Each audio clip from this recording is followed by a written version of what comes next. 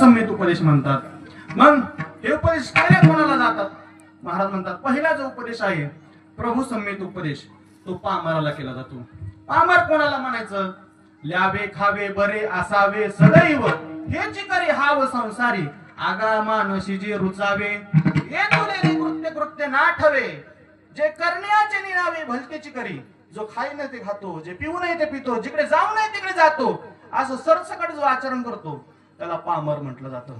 मग अशा पामराला उपदेश करत असताना महाराज म्हणतात जन्मा येऊन काय केले तो मुद्द्याला गमविले। जे आयुष्य तुला प्राप्त झालंय तो भगवंताची प्राप्ती नाही केली तर ते मुद्दल देखील तो गमवून टाकलं।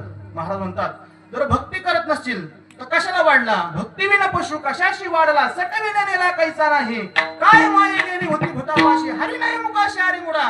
अरे पातक करतो तुला वाटत असेल मला कोणी विचारणार नाही काय? अहो तुम्हाला विचारणारा